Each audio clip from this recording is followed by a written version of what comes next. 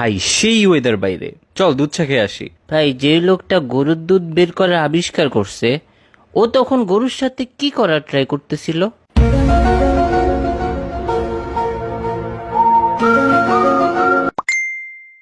আবার আমার মাথা খাবি তুই? ভাই সবাই বের হ, মাসুদ মামার টঙে আয়। না ভাই, ওইখানে অনেক মশা। ধুর। ভাই মশা আমাদের রক্ত খেয়ে তারপর ডিম পারে, তার মানে টেকনিক্যালি আমরা মশার বাপ। কি? আমি মশার বাপ? ভাই ওরে একটু থাপড়া কেউ। আচ্ছা দোস্ত, ধর আমি নিজেকে নিজে থাপ্পড় দিয়ে অনেক ব্যথা পাইলাম, তার মানে কি আমি অনেক স্ট্রং নাকি অনেক উইক? তুই ভাই যাই হস না কেন, অফ যা তো, ঘুমা গিয়া যা। ঘুমিয়ে স্বপ্ন দেখাটা মেইনলি একটা ফ্রি মুভি দেখার মতো, যেটার অ্যাক্টর ডিরেক্টর সব আমি নিজেই। ভাই তোর মাথায় কি কোনো নর্মাল কথা আসে না কখনো? ওরে থেরাপিস্ট দেখাইতে হবে ভাই। ভাই ভেবে দেখছস, ব্রেন নিজের নামটা নিজেই ইনভেন্ট করছে, আবার নিজেই নিজেকে স্টাডি করে।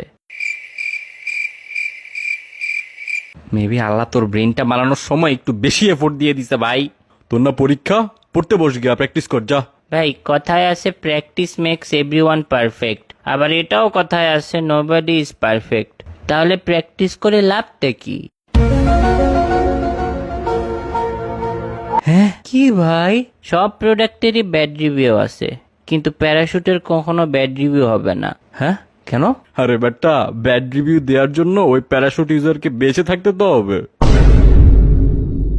ভেবে দেখ, আয়না কিন্তু কখনো ভাঙে না, ওইটা 2 গুণ 3 গুণ করে আরো বাড়ে। আসলেই তো ভাই। আচ্ছা, আমরা মাটিতে থেকে যেমন বাতাস এয়ার দেখতে পারি না, তেমন কি মাছরাও পানি দেখতে পারে না?